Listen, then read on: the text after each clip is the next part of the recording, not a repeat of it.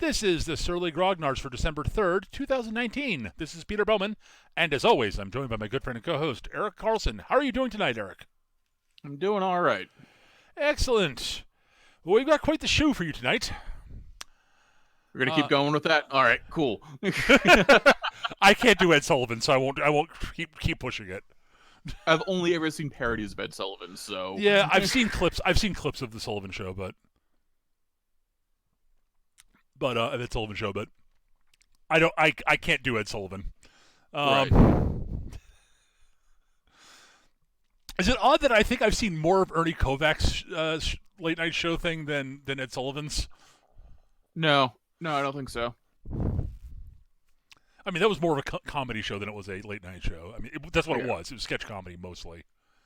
Goddamn weird. Ernie Kovacs is a weird dude. Funny, but weird.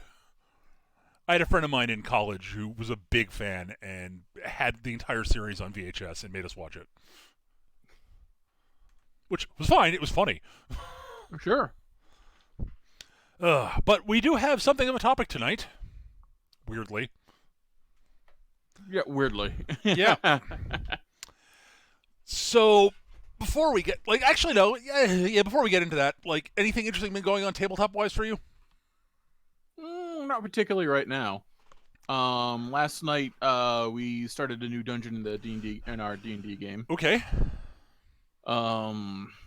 Which Temple of the Crawling God or something. Okay, cool. So we're basically this weird little aberration convinced us to go into this church and get a book for it. And a sunken said that's totally not the Abyss made from Abyss. I see. So we explore this abandoned church and we find basically a big ass oubliette that leads into a dungeon. So we go down in there, and every once in a while we hear this sort of sound of this sort of squelching noise. It's like a bunch of bare feet walking through mud, and find these slime trails. Uh-huh.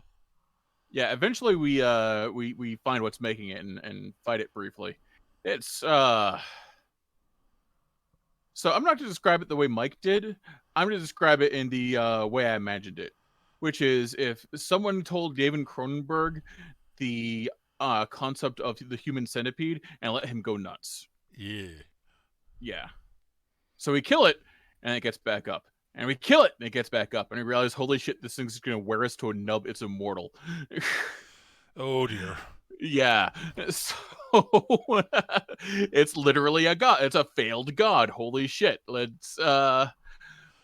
So yeah, so we've been wandering through this tunnel, finding evidence that other people have been down in here and have committed suicide because they can't get away from it. It keeps following them. And but we're pretty sure it's poop which are these giant pearls, which are probably priceless. But I'm pretty sure it's the thing's poop. Uh-huh. No one else has made this connection, but that was my first thought. So yeah, and we did find what we think is the book Tim the Not Enchanter is looking for. So now it's a matter of finding a way out without dealing with this thing, because it's slow, so it's easy to keep ahead of, but you can't take a rest because it'll catch up. It's pursue predation. Hooray! Yes, that's exactly what it is. That sucks. Sucks to be on the other side of that for once. I was actually thinking about it on the way home. I was like, wow, that's actually... It's not, initially terrifying when you're going through it, but, just imagine, hours down there not being able to rest, because then it catches up with you. Holy shit, that thing's gonna fucking suck if we're down here too long. Oh, my God. Yeah, haven't done much myself since we last spoke about it on show. Been noodling on some ideas for the D&D game. Excellent. But, that's about it. The Feng Shui game is currently kind of on hiatus. Well, not on hiatus. We've had last week. It's the usual scheduling around people's work has been tricky, and then Thanksgiving. As it is, right. But we think we're beginning to get a little bit closer to finding a way to get the Dream Demon out of our heads Good. and prevent him from, destroying or taking over the world. Good. The only real drawback is he's completely taken over a Lodge Enforcer who's a transformed dragon. Bad. Yeah. That one's not good. So I think what you need to do in that case is get him to untransform in like a mall. Well, if we can get the dragon to revert in anywhere where there's not enough magic, it'll die. But Exactly, which is why I'm thinking a mall, which are inherently the least magical places I can think of outside of the DMV. And even the DMV has more magic than a mall. The DMV has this sort of aura of pervasive fatalism and sorrow. The mall is just, but the epitome of banality. At any rate, that's where we currently the last episode session we did, we busted into we're basically looking for an artifact that we're hoping we can use to curry favor. Currently, we've been framed for some bad shit by one of the sub-factions of the Ascended. And one of the other sub-factions who are somewhat friendly to us, we actually are trying to help them out because they might actually be helpful to us. But their current leader's been, due to a shenanigans that happened earlier, got reverted back into an owl. Whoops. But we've been trying to recover an artifact that actually can help, unrevert people. Because apparently the Ascended have a couple of magical artifacts that can do that, because they're not morons. So, but they'd gone missing.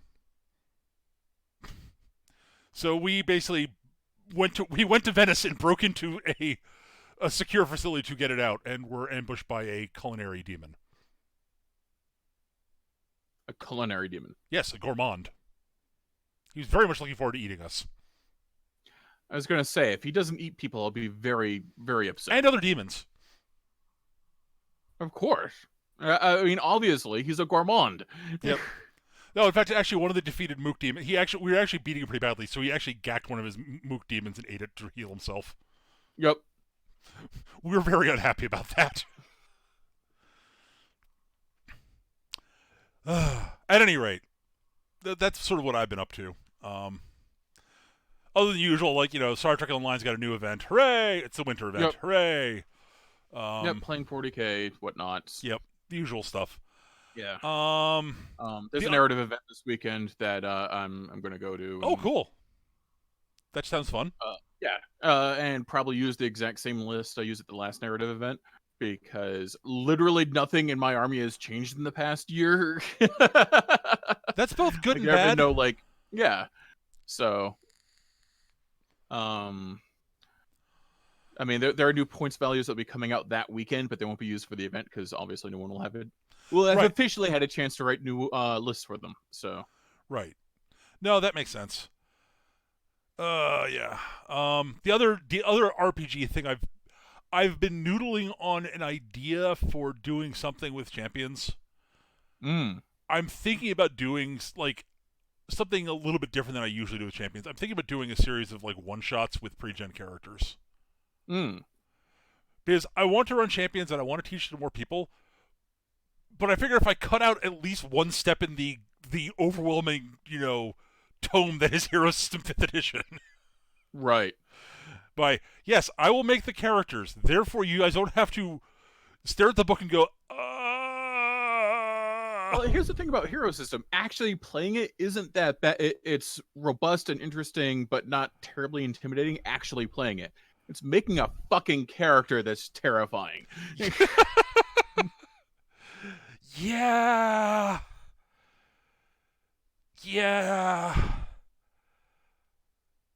It's so up my alley, but I totally understand why it's not everybody's. I get it. Believe me. In my old age, I've become less and less interested in crunch and more interested in just rule of cool.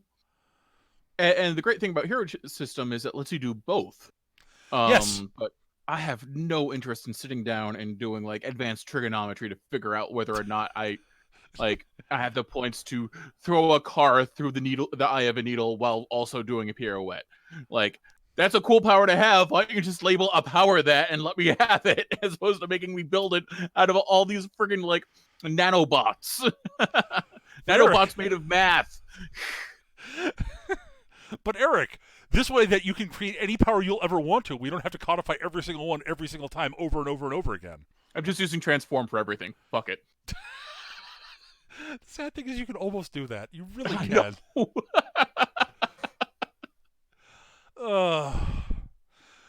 My blast is transformed that guy from a living matter to dead matter. There. That or is living matter or conscious matter to unconscious matter. that is technically legal, but there's a reason that the transform power has a stop sign next to it. There are two little signs they have in the book for each power that they've got, each of the sort of power things they've got.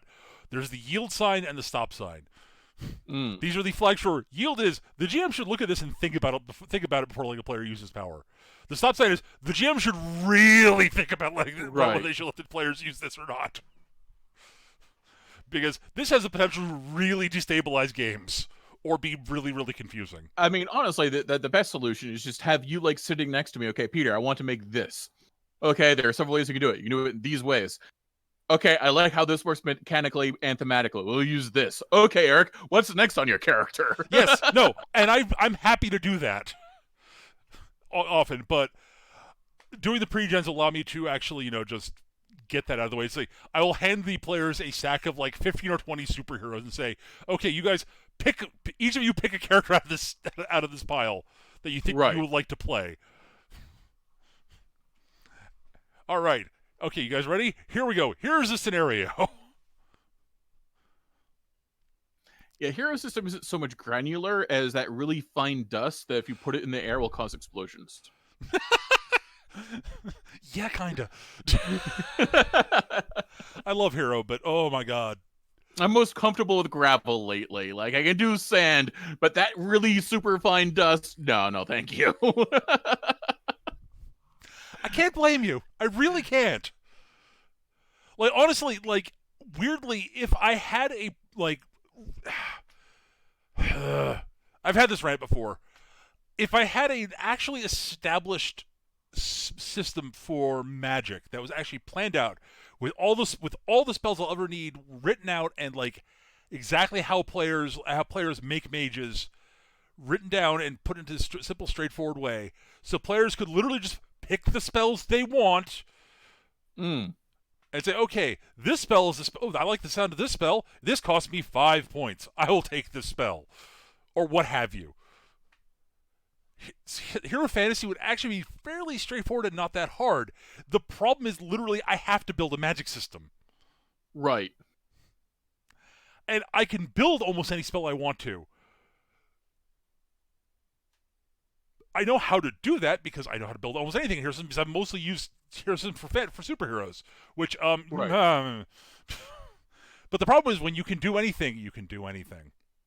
Right, exactly. So like trying to actually come up with an actual mechanical system for Magic, because I want to have something like actual like set down rules for Magic, because that actually helps when you're doing a fantasy game. Oh, absolutely. Like understanding how Magic works makes playing a Magic using character much more interesting. Mm-hmm. And speaking of fantasy, we should probably get to today's topic. Yes. So we got an email from a Michael Donahue. Yes, Eric, that one. Michael Donahue. Talks. Oh, shit. Oh, wow. Hi, Talks. I don't think I've ever heard Talks' real name, honestly. Oh. Mutual friend of ours from back in Boston a while back, living now in Western Massachusetts.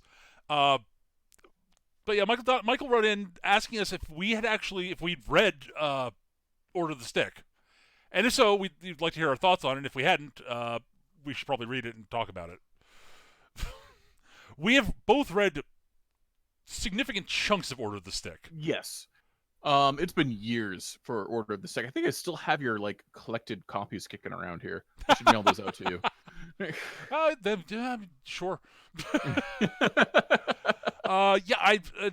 We both adore it. It's a ridiculous amount of fun. It really is, and it does something that there have been a lot of D&D focused comic strips out there, like webcomics. Been tons Yep. of them, and they've been all been of varying different qualities. And some of them are comedies, some of them are not comedies. And Ornstein definitely started out as a pure comedy, making a lot of sort of system-related jokes and such. Right. One of the early gags was about the change in the weapon size rules between 3.0 and 3.5. It tells you how old this game is. Yeah, this comic is. Or Yeah. this comic is, yeah. Yeah. It's been going on since for basically ever, and though it's the writer and artist has taken breaks, mostly due to health issues, from what I understand. One of them was a serious hand injury, from what I understand. Ooh, yeah, that's that is ungood, especially when you're a fucking comic artist. Yeah. The really interesting thing is, so for those who are not aware, it's a comic strip, a webcomic about a group of adventurers in a D&D campaign. The Order of the Stick.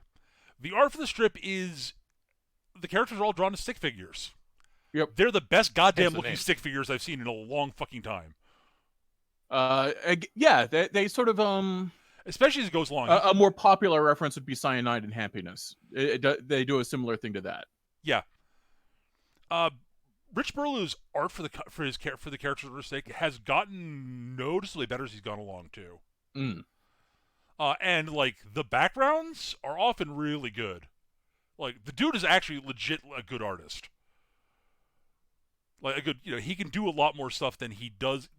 He intentionally does the stick figures for the comic to speed things up and let him do some very simple techniques to make things more expressive. Yeah, which is a pretty common thing. Oh yeah, it's true of a lot. Not that I don't know anything about that. Well, it's true of a lot of comic art, honestly. Yeah. That there's a reason that a lot of comic characters are simplistic designs in many ways. They're not like there's a reason that like most comics that have been going on for a long time, like in the are much don't look like the drama comics from like the 50s and 60s. Like Rex Reed, MD or whatever the stupid the ones that look like they're like very fine detailed, look almost like old school comic book characters in terms of the art style, sort of more realistic and grounded looking. Because those still exist somehow. At any rate, like not everyone can be friggin' Frank Quietly or shit. Why can't I remember his name? Did Kingdom Come, the artist? Oh, Alex Ross. Alex Ross. Not everyone can be Alex Ross or Frank Quietly. Oh, gee, God. Like Jesus Christ. Like I'm not sure Alex Ross can be Alex Ross sometimes. yeah, no shit. how does Alex Ross be Alex Ross? I mean, motherfucker. Like, well, most of the time he mostly does covers. There's a reason he mostly does covers. Yeah. As a brief aside, like one of the favorite things I learned about Frank Frazetta was from an interview with his daughter about her remembering him getting a commission like for art and just not doing it for like and saying he would need like 3 weeks, 2 months, whatever. Just not doing it till like the day before, throwing it together the night before, throw it in the oven to dry, and then deliver it. And being like, God damn, that's a good hustle. But yeah, like Alex Ross, did both Kingdom Come and he did the art for Marvels also, which is why Marvels looks fucking gorgeous also. Yeah, Alex Marvels Ross. is also very good. Two of my absolute favorite comic books of all time. One of which was written by one of which was written by Kurt Busiek. That'd be Marvels. But at any rate, Order of the Stick, so it starts off as a very straightforward gag comic strip. Like, it's a D&D party with, the party leader's a lawful good fighter, and, they've got, or is a fighter. I don't think he's lawful good. I think he's neutral good, actually. I forget. He's definitely a good guy. Oh, he's definitely good. But, the party ranges, has a range of alignments in it. Because you've got, Roy is the good. psychopathic halfling. Right. Roy is good. Durkhan, the dwarven cleric, is lawful good. Ilan, the party bard, is chaotic good. Haley's neutral, and Belkar, the party halfling ranger, is chaotic evil. Just that he's decided that he's going to hang out with these people, and eventually they become his friends somehow. He's just not very smart and is actually pretty easily manipulated into doing things to be helpful. He mostly he's Bender. He's very Bender. Oh God, yes. But yeah, somewhere along the way, he actually started sort of, decide. Somewhere along the way, the party actually became like important to him. These are my friends. They're mine. They're my possessions. Don't you take away my possessions. Also, eventually, there's a wonderful bit where they run into the leader of the Japanese-ish faction, who's this leader of all the these lawful good samurais and such. Some of them are paladins. He's like the leader of this order of lawful good samurai paladins. Right. Yeah, he's not he's chaotic good. He's put on an immense hustle about all of this. And he has this wonderful conversation with Belkar about that. Basically, Belkar's sort of, it's the characters die a couple of times because it's D&D and they can be resurrected. It's just, getting them to somebody who can do it takes time and is expensive. Right. So, Belkar has a post-death conversation with this guy. And the guy's basically explaining to him, dude, I get it. You're not what you're not the same line as the rest of your party. That's fine. But you don't have to focus so much on the evil as more on the He basically the chaotic aspect. But he points out that it's like it depends entirely on how you justify what you're doing, and yet you can actually be helpful to your group and still be true to who you are. You just got to know how to hustle things, man. It's just like fuck. It's like, dude, I was chaotic good and led an order of paladins. Just like, what? It's D&D when characters refer to their alignments in character. Well, again. This was it's still a comedy strip, right? But that's the thing is it goes from being the straight gag comic to actually having a little bit of a story because we find out that Roy's sort of on this quest to hunt down the lich that killed his father. Who's a great character in and of himself. Oh, Zycon. Zycon is amazing. Zycon's great. Zycon's fucking amazing. Holy crap, Zycon's incredible. Yeah, it gets the plot keeps getting the scale of the plot keeps getting bigger and bigger, and stakes keep getting raised. And the characters all start getting real. The characters all get fleshed out as the story goes along and become actual characters. They're not. They aren't. None of them at this point are the two-dimensional joke characters that they started out as. Because I'm quite familiar with joke characters becoming more interesting and evolving on their own. Yeah. Why would you say that, Eric? That's not kind of what happens with a lot of my characters. Yeah. But no, it's part of this that Rich Burlow is a good writer, and his setting is interesting. It looks in many ways like a classic sort of old school D&D setting, and it is largely until you start peeling things back and start seeing what's actually going on behind the scenes, and you're realizing, oh God, things are not going well. Right. I don't know if Eric, if you got deep enough into the bit. How far did you get? I think not very far, honestly. Before I got distracted by other things, just haven't gotten back to it.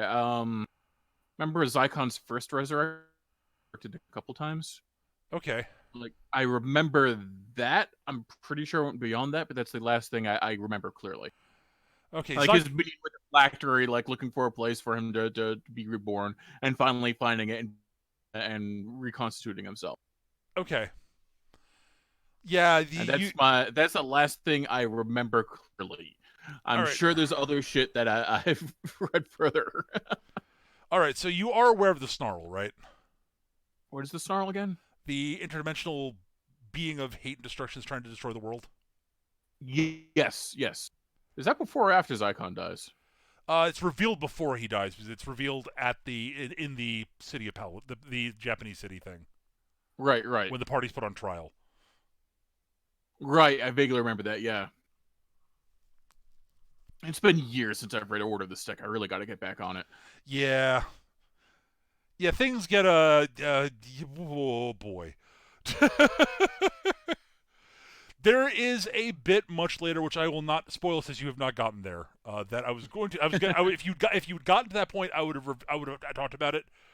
Right. But let's just say there's a conversation. Durkon has a conversation with Thor about the Snarl, and yeah, things are worse than they seem than it seemed like they were. That's all I'm gonna say.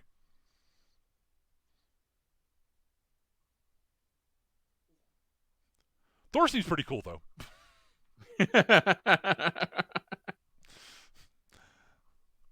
There's also a good little bit where Loki has basically been put in a position where he can't directly intervene or help out in saving the world because Loki doesn't want the world to end.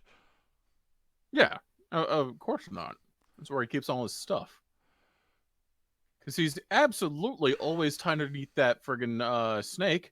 I mean, come on. How would he ever get loose? So yeah, he actually ends up basically. You remember Hilgia, the cleric of Loki that was a member of the Elon's brothers party? The evil party, yes. Yes. You remember how she and Durkon hooked up? Yes. Yeah, and then Durkon basically broke up with her because, she was technically still married. Oh, yeah. Yeah, she's kind of pissed off about that and been basically trying to find him, but couldn't. So she'd been praying to Loki to help him find her, and he's like, wait a minute.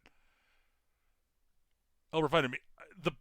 If I can get her to link up with the Order of the Stick, it'll be helpful in this situation. It might help save the world. I can't directly do that, but I can help one of my followers find the person she wants to have vengeance on. That's entirely within my purview. Totally operating within the bounds of rules that I physically can't break. It shits all over the spirit of the rules, but it's within the letters, so I can get away with it. That's a very Loki thing. I am totally not sending her to help to save the world. I'm helping her get revenge. Yep. That's what I'm doing. I am totally not trying to. I, an evil god, am totally not trying to save the world. That would be wrong. But yeah, it's just Rich Burley does a really good job with Order of the Stick of developing his characters and building the world outwards because it starts small and he just keeps building outwards and adding more detail and adding in more stuff and more areas and more cultures to interact with and more backstory for the characters and new characters who introduce new bits of the setting and whole new pantheons from time to time because they've gone to a new part of the world and this part of the world has a different pantheon of gods. Apparently the world sort of basically they divvied up the world into four sort of quadrants and there are four major pantheons, or there were. I got hungry. There's 1.5 now. Eric, you are not the Snarl. No, I'm that Indian entity that's not instead eats God. What it's called? Bakasura. Bakasura. Yeah, I'm him. The Great Devourer. Yes.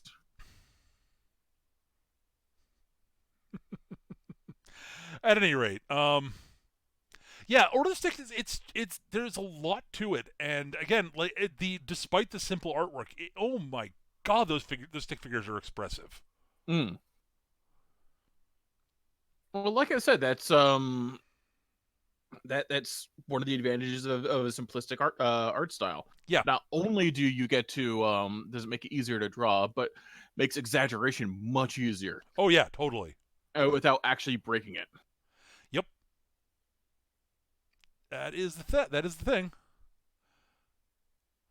I really enjoy Order of the Sick. It's one of those things. I basically tend to take a few months off and then come back and read it in big chunks because I enjoy it better that way. But just because I like having more than one page to read at a time of it. That's kind of how I feel about a lot of things. Like I don't. It's kind of how I feel about reading comics in general. I don't like picking up individual issues. I like picking up a collection. Yeah, I tend to prefer it that way also. Like I pick up the trades Yep. of any comics I'm following, just because I like to be able to spend more than 5 minutes reading it. Yeah. I think one of the very few comics there are very few comics I ever really bought individual issues of. One of them was The Tick, Right. but that ended fairly quickly. Also, it didn't come out that often. Ben Edlund would release like an issue like every like month or two, if I remember correctly. So like the original Run the Tick was like 12 issues, and there was it's like kind of like fucking Planetary, if I remember correctly. Like every once in a while, you might get a new Planetary. Right. And the other one I was buying individual issues for a while was Knights of the Dinner Table. Bizarrely, that was a comic that I sort of in the vein of D&D comics. It's a D&D I was comic. always more of a Dork Tower guy than no. Dork Tower's better. Dork Tower's better. Yeah.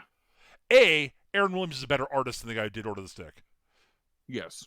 You mean Knights of the Dinner Table? Knights of the Dinner Table, yeah. Yeah. And Dork Tower wasn't Aaron Williams. That was John Kovic. Yeah, it was Kovic. Yep. Dork Tower. Aaron Williams did Nodwick, which is also very good. Nodwick is one of those comics I constantly hear being referenced, but I've never actually gotten around to reading. It's fun. It's the same. It's the same guy who did PS238, which is superlative, honestly. PS238 was great, is great, and I'm way behind on that. Way behind on that. But yeah, Order of the Stick was. Order of the Stick. Knights of the Dinner Table. I got into it for a long while because it was. I stumbled across the first issue at Your Move Games, and thought it was funny because it was. Right. I followed it for a long while, and back when Your Move Games was above Yee's Kitchen. Oh yeah, above Yee Village. Yep. That's at Yee's Village. One of the sketchiest Chinese restaurants I have ever seen.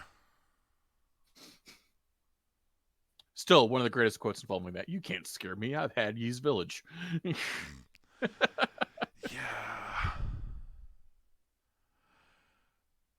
That was Dan McDonough. Dan McDonough has some just hilarious moments. Yes. But at any rate, Order of the Stick, the thing about Not Order of the Stick, Knights of the Dinner Table was it's a very different D&D comic from Order of the Stick in that it's about the players. And sort of the very old school style of role playing that this group does.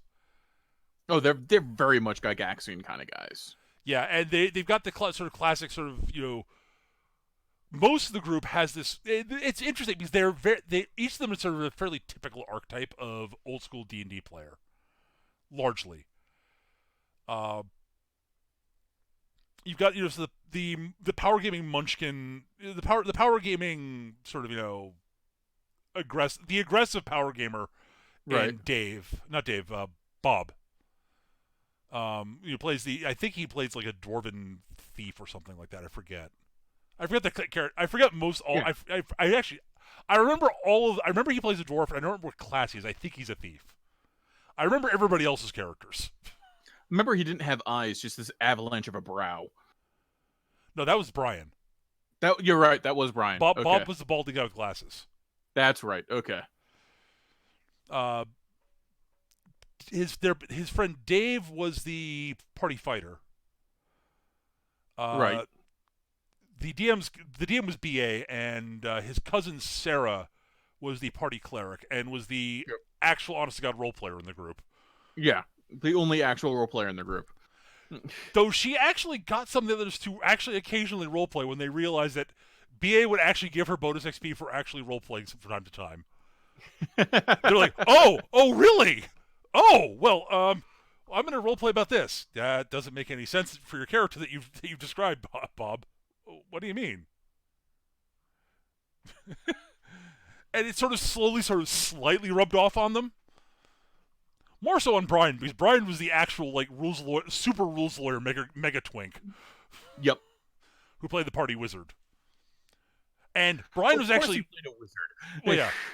Brian was actually a capable role player. It's just that he got way more enjoyment out of actually gaming the system. Right. Bob wanted to fight, wanted to be brokenly powerful and fuck shit up, and basically do things the way he wanted to do it. Dave just wanted to fight stuff. Dave's just like, yeah, I'm a fighter. I like hitting things with my sword. That's fun. Whee! I can't blame him. I'm in the same boat a lot of the time. Right. Sarah wanted to roleplay, and Brian wanted to game the system. And poor BA, just wanted to run an honest god D&D game. And it was... And it seems, in a lot of ways, it seemed sort of, there was definitely sort of the classic sort of trope of the adversarial relationship between the players and the DM. Mostly because, and it wasn't that BA was particularly an adversarial DM. It's that the players assumed that he was going to, because that's how DMs were. Well, Brian and Bob did. And so BA kind of had to be just out of self-defense against Brian in a lot of ways. So that his campaign didn't just explode, literally, sometimes. I think Brian actually blew up an entire dungeon at one time. He's like, dude, you literally blew up the dungeon. Sweet, how many XP do I get for that, dude? Dude, no. I mean, don't you want to blow up the dungeon? I mean, it involves blowing things up. Blow shit up, dude. Blow shit up. Blow shit up. Not that. Too late. Yeah. But you start getting to meet other role playing groups in the area and other gamers and such, and seeing it got really interesting. There's a lot of really interesting little stuff, like seeing some of the other people. Like Bob somehow got involved. Like Bob ended up in some of the group got thrown into lockup at one point because of something. I don't remember that. Oh god! So they ended up actually teaching a bunch of the inmates actually how to play D&D, and one of them ended up basically joining one of the groups. No, I can totally buy that. After he got I totally buy that.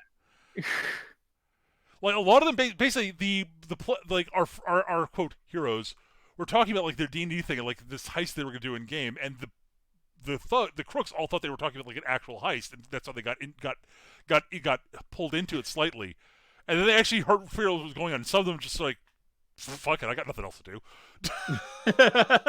Sure, I'll try this shit out. What the hell? And one of them just got into it, and so he ended up joining another group when he got out of jail, and all this, there's lots of little stuff like that. It's actually kind of neat, and seeing the different groups. Now, every character in that was basically a stereotype of some sort of old school D&D player. Oh, absolutely. It's kind of funny because there's always the stereotypical basement dwelling neckbeard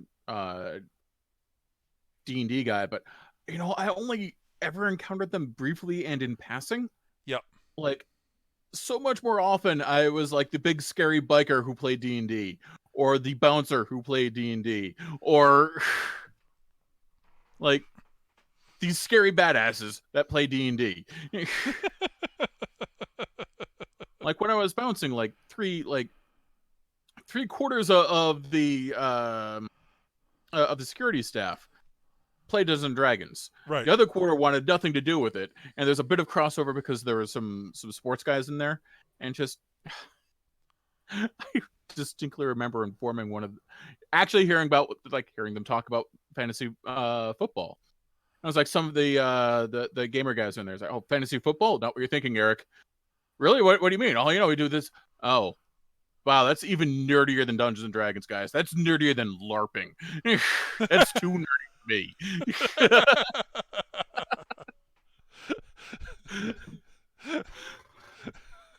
I'm sure that went over very well with some of them. One of them was very offended. Everyone else thought it was hilarious. Yeah, it sounds about right. Oh my god. But yeah, Order the Night at the Dinner Table. Basically, the reason I stopped following is it just eventually kind of just it ran its course. Like, Yeah, I mean, that's sort of how I ended up with Dork Tower. I remember like really enjoying it for a while and like picking up a couple like trades and just kind of it didn't evolve past a certain point. right. Like yeah,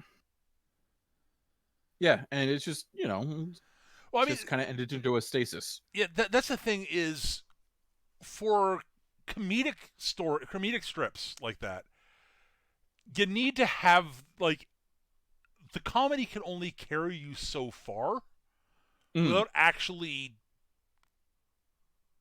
doing something. I mean, Right. not this is not entirely true. 60 years of sitcoms say otherwise.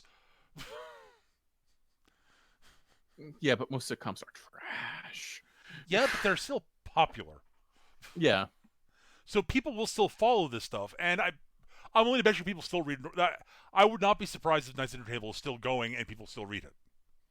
Sure. No, I would not be surprised at the same thing with I'm pretty sure Dork Tower is still going. Oh, I'm positive that is. Like Kovacs got like this entire cottage industry of like doing like illustrations for random things. Like yeah, using his Dork Tower stuff, which is great. yeah, his art style is great for that sort of shit. like I remember like someone showing me like beginner's guide to role playing, and like all the illustrations are done by him. And going, yep, I know that stereotype. I know that stereotype. That is me. That is my friend. I mean, he did all the art for Munchkin. Yep, did all the art for Munchkin. He did he's done a bunch of stuff. Yeah, and that's great. I think it's fantastic. More power to him. Like, congrats, like, way to go for. Good on you, dude. You're living the dream. Yeah. No, seriously, he's done great stuff. I like Dork Tower, but I never really got into it. Mostly because a web comic that I which is sort of D&D-ish, that I pretty much followed from like beginning to end because it had a definitive end and it's over now, was Dominic Deegan. Yes. Which was great. I should reread that. Remember the art, like I know, again, very very simplistic art style, because a friend of mine actually like used to work with the writer / artist, and it did not matter whether or not he was dying or not that day, he was putting out a comic. Right. There's a lot about Dominic Deegan I thought was really good, and it had a few moments of yeah, but that's gonna happen to a lot of people, a lot of writers. Like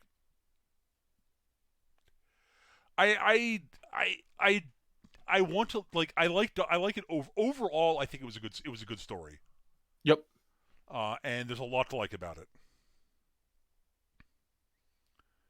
Again, one of those shows, a lot of interesting evolutions. Mm-hmm. And its characters, like the stand-up knight that like is Dominic's friend, turning out to be like a cruel racist oppressor, dying and coming back as a demon to be an antagonist, was actually kind of awesome. Oh, there was a lot of that stuff was like great. That. Yeah. Yeah, no, there's some cool stuff in there. Some stuff that was just like, this is, I see what you're doing, but the allegory doesn't work as well as you want it to. Yeah. I never really found anything terribly offensive. Just, I see what you're trying to do, and I appreciate what you're trying to do, but this particular part doesn't work the way you want to. I know people had some issues with one of the way that he handled one of the female orc characters and what happened to her. The one who's was one of his fellow professors at the university. I vaguely remember that. I don't remember what happened to her. Yeah, yeah. Her tribe was wiped out, and yeah, let's just say she was forced to marry into the tribe that wiped them out to save her life. Let's just put it that way. Right. And that didn't go well. If I remember correctly, she gets out because this whole like she got out. Civil War that goes on, and she ends up like killing the dude. If I remember correctly. Sorta. It's complicated, but it was complicated. It was very much a very hard topic to handle well. Is my point, and yes. I know people who did not like the way he handled it. Is what I'm saying. I don't necessarily agree or disagree with them. It's not like forced marriages aren't still a thing. Dear God, they're still a thing. Somehow. But it's a topic that I know some people were very uncomfortable with when he put it into the strip, basically. Okay. I can believe that. I can believe that. I don't remember it being like. I don't remember that storyline particularly well. That's the thing. I totally get that. I only remember it because I know people who were actually put off by it. Okay. But overall, Dominic Deacon was I agree with you. There's a lot to like about that strip.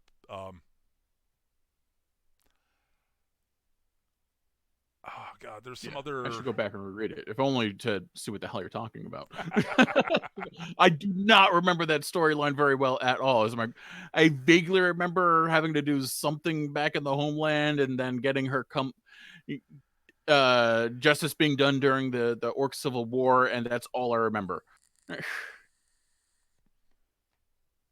The thing is, she's a great character. Yeah. No, I know who you're talking about. She was great.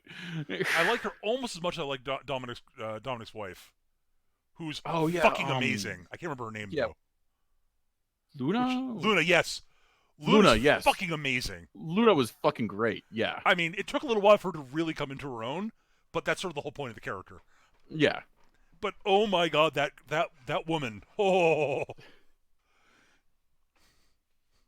Another character I really liked, and the way he evolved was Dominic's brother, the Necromancer.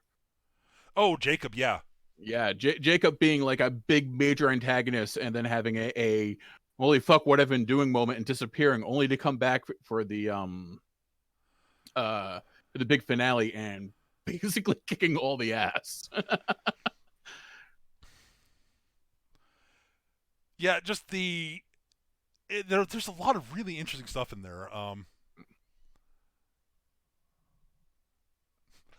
Dominic's, I love the sort of the sort of dichotomy between Dominic's incredible, just like overwhelming power in one area, and his complete inability his complete ineffectiveness in virtually anywhere else.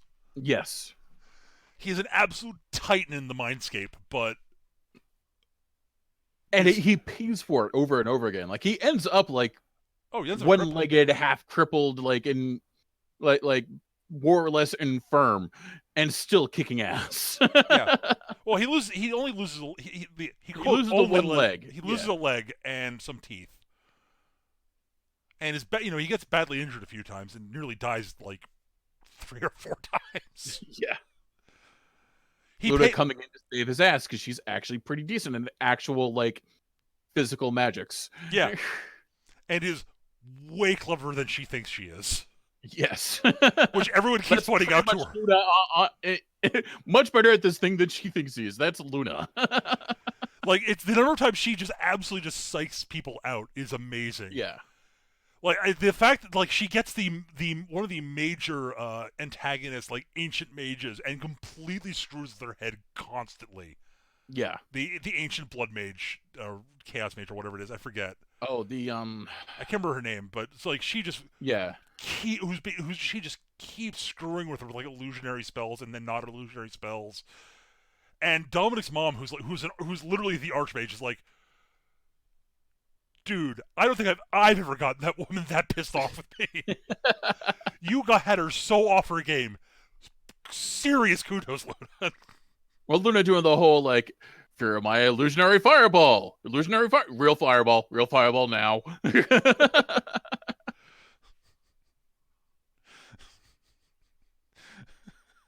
Luna's fucking awesome. Yeah. The second she actually sort of steps out of her shell and starts realizing that she actually is like important and awesome. Yeah, but basically as soon as she like steps out of like basically gets out from under the thumb of like the dozen abusive relationships she's in, like between her family, her former lovers, her co-workers, like as soon as she gets out from under those shadows, she starts developing into a powerhouse, a force to be reckoned with. Yep.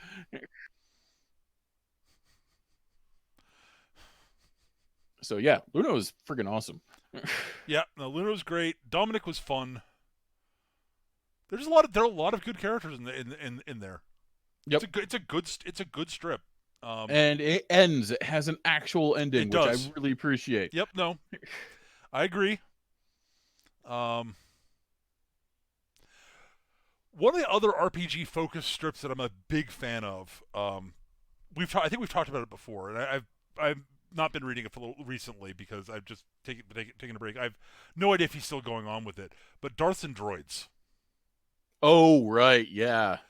Which is a brilliant conceit for a strip. It's always I cast bigger fish.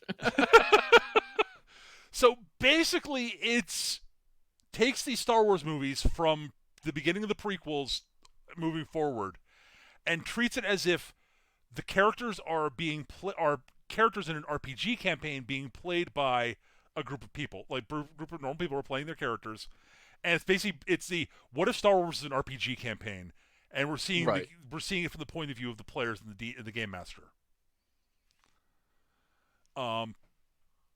It's similar to it was inspired by another one called Board of the Rings, which was basically Lord of the Rings as if it's a railroady GM who's basically trying desperately to keep his players on the tracks. The thing I remember most about that was when Frodo and Sam fuck off to go on the adventure on their own. It's basically the players going, you know what? Joe's running this BattleTech game, this MechWarrior game. We're gonna go play that. Yeah, it'd be nice to like be able to make a decision. But Darths and Droids is the thing. Like that's inspired the concept of the taking shots from the movies and using that as a framing for a RPG campaign. But it's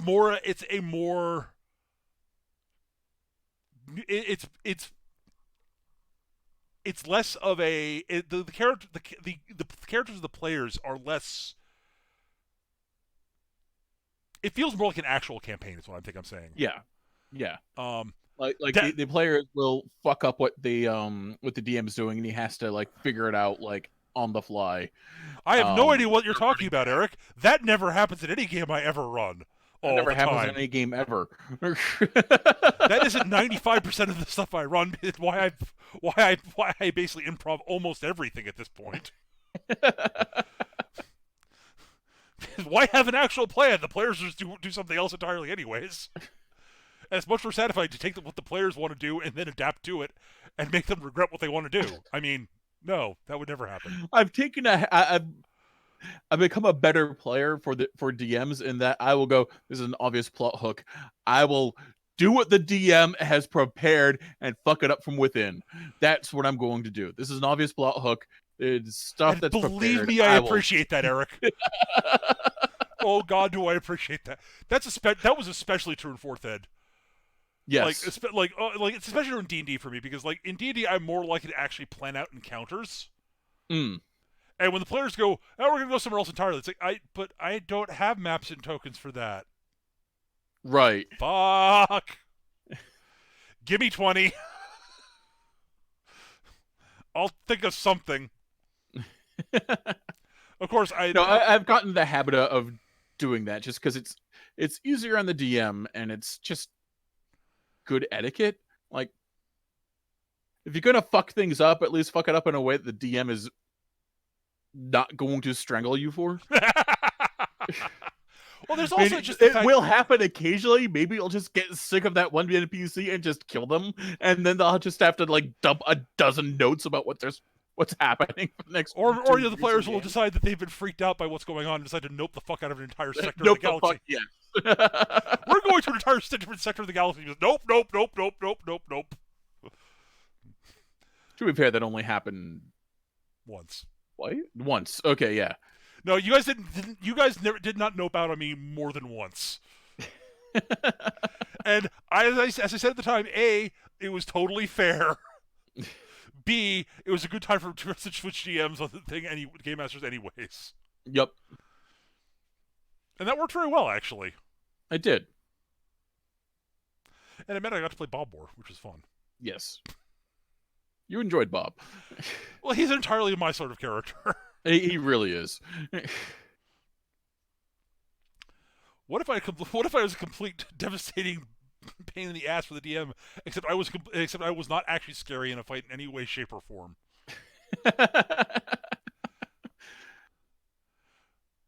What, you mean you're an effective? No, I'm an actual abject physical coward. I literally suffer from combat paralysis. If a fight starts, I will probably just go run and hide somewhere. If I can't talk my way out of it, I'm hosed. After we accidentally bypassed 2 of Mike's dungeons in the D&D game, we started to be a little bit more accommodating, shall we say. Yeah. I could totally see that. Oh, did we just totally talk our way out of like being trapped in this dungeon and having to find another way out? We're sorry, Mike. Oh, we totally bypass this dungeon by going straight and searching it in a logical manner. We're sorry, Mike.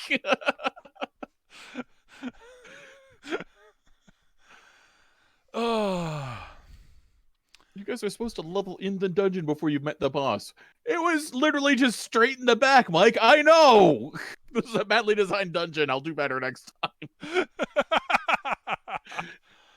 Oops. But yeah, I the thing I love about, but back to Darts and Droids, what I love about that strip, honestly, is just like it is one of the most believable role-playing game strips, because like it's unlike like Knights of the Dinner Table. It's they're somewhat like some of the characters are in many ways like, you know, stereotypes, except that they're not. You've known these people. Like the guy who plays R2-D2, like total power gaming munchkin, like completely min-maxed character. The best part is when like if you're in character, you can only speak in beeps and boops. Fuck. Okay, so he has an app on his phone. You find out he has an app on his phone that's the beeps and boops. Turns out there's an entire language the guy had written, and someone else figured it out and didn't let on. By the way, I swear to God, I want to know when and where the guy who writes Darts and Droids met Leland. Yeah, no shit. No, that guy is Leland. Because 95% of the stuff the guy who plays R2 does is it's what Leland would do. Like art. Yes, absolutely. And this is entirely a case of my example is yes, these are people you know. Yes. And have gamed with and have enjoyed gaming with.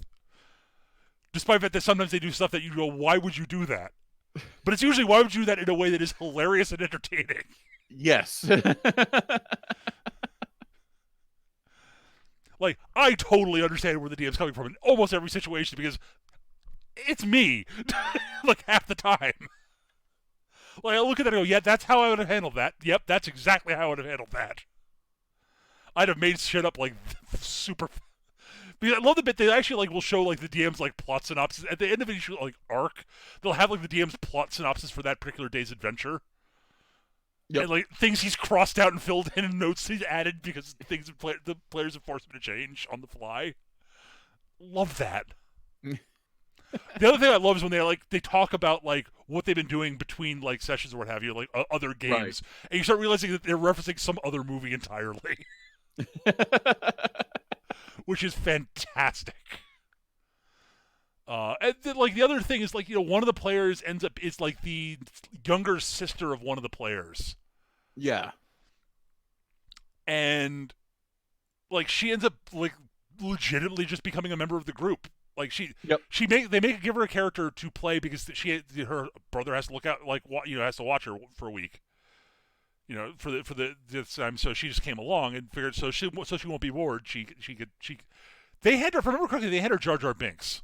They give her Jar, and they help her make Jar Jar is the Right. thing. They don't just hand it to her. They Right. they like sit down and help her like make the character. She's like, I want to have a face like a pony and bunny ears and And in Star Wars, this makes sense. Yep. But like all of the stuff that like, and the thing is, Jar Jar ends up being like behind the scenes. This version of Jar Jar is actually really interesting. Yeah, I remember like one of the comments that the writer made is like, yeah, I wanted to make you like Jar Jar. Yeah, he did. Yeah, I have to reread that now. But like, yeah, as they go along, they all swap characters from time to time, play different characters throughout the series. It's really interesting. It is legitimately one of the best gaming comics I've ever read. Yeah, like that said girl, like she ends up like switching into like R2D2 or not R2D2 C3PO a lot of the time. Yeah. Well, they swap characters in some scenes when, like, yeah, my character's off doing something else. Is there like, why don't you? Well, here's an NPC droid you could play. Cool, I'll do that. Yep. And it becomes like a secondary character for them, which is stuff that actually happens in RPGs sometimes. Yep. Or the bit was like, okay, dude, we know you like your like doing your off-camera villain monologues for us, but we don't know who's talking.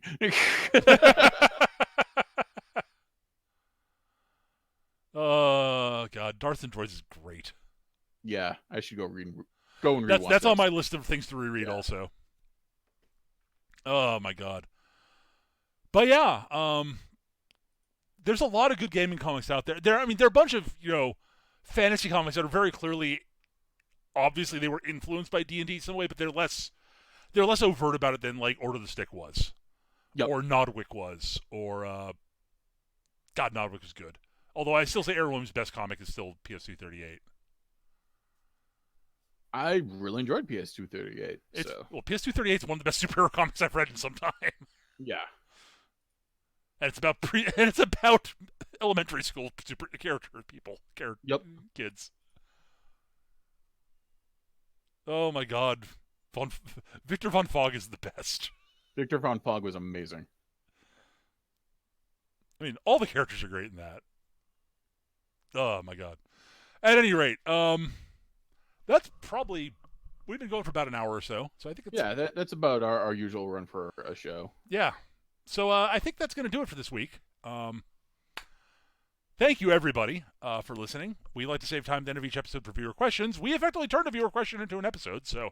Yep, we can do it. Doesn't happen all the time, or even much of the time, but it does happen. So if you've got questions for us you'd like us to answer in the show, please do send them to us. Our email address is surlygrognards@yahoo.com, surlygrognards@yahoo.com. Or you can post them in the comments section on YouTube, which is where I do upload the recordings of this. Additionally, if you want to, you could hit me up on Twitter. My Twitter handle is @MechaGM. If you've got feedback for us, ways we can make the show better, constructive criticism, we love getting that shit. Please send along to the same places. Yep, absolutely. And if you've got show topic suggestions for us, oh lordy, do we love those even more than viewer questions. Yeah, those are great. They seriously are. So yeah, if you got them for us, we love show topic suggestions. We can't promise we'll get to them, but we try to when we can. Yeah. If you got, we also, we do from time to time do the live campaign brainstorming ideas thing. And if you've got, an idea for a subject for us to do for a campaign brainstorming, send it to us. Again, no promises, but there have been a few we've gotten which we didn't do directly, but we spun it off into something else a little bit different. Yep. We've been inspired by more than a few. And there have been a few where we've been like, wow, that sounds really cool. Unfortunately, we don't know anywhere near enough about the source material, the mythological source material to base that on. So it would require research on our parts. And Yeah, there's the occasional thing, like not just for like brainstorming, but like several like show topic suggestions. It's like that's really cool. That requires research. Oh why boy. don't you guys talk? Because you guys can talk about like some of the other, like the fantasy, the pantheons of deities and such that'd be good for D&D set, like for role playing games that aren't the ones that you usually see, like not the Greeks, Norse or Mesopotamian, which are the three, or Egyptian. Those are the big four that you see. Yeah. And to which Eric and I went, I know a little bit about Celtic, not a lot. Yeah, I know a tiny bit about Celtic. I know a little bit about. I know a tiny bit about China and Japan. Not I've read really some of the enough. Mayan ones. Like I know a couple. I know the names of a couple of Mayan gods. I know some of the Hindu gods too. Yeah, what I know about the Hindu pantheon is mostly because of either the game Smite or the book Lord of Light by Roger Zelazny, and that doesn't really give you a really good view of Yeah, that doesn't really help. No, it gives you a passing like familiarity with some of the concepts behind them. Mind you, Lord of Light's a fucking amazing book, and you should read it. Lord of Light is great. It should definitely be checked out by people. Like honestly, I like as much as I love the Chronicles of Amber. Lord of Light is Zelazny's best work, I would have to agree. and the Chronicles of Amber are fucking great. Well, the first chunk, the second quintilogy is. The Corwin saga is great. The Merlin saga is not as good. Yeah. It's still good. It's because Zelazny can fucking write, or could fucking write. He's long past, but. Oh, and before we wrap up, I do want to. There's one bit of sad news that I do want to pass on before we wrap up that I should have mentioned at the beginning. Unfortunately, DC Fontana passed away the other night. She's one of the writers, the original writers for the original Star Trek series. Oh, her. Right. Okay. She wrote a bunch of important stuff, and unfortunately, she passed away at the age of 80 yesterday. That's a shame. Yep. So another Titan from Star Trek has passed away, and it's unfortunate, but thank you, DC. You brought us a lot. You were involved in bringing both Eric and I a lot of joy. Absolutely. So just I wanted to say thank you to one of the great writers, one of the writers of Star Trek, who unfortunately is no longer with us. But that's going to do it for this week, guys. Thank you so much for listening. We hope you enjoyed the show. And we'll be back probably next week with some damn fool thing or another. We'll figure something out. Worst case, Eric will talk about dinosaurs for half an hour at least. Yeah. In the way a 5-year-old will talk about dinosaurs, which is not with a lot of enthusiasm, but not a lot of knowledge. Good night, everybody.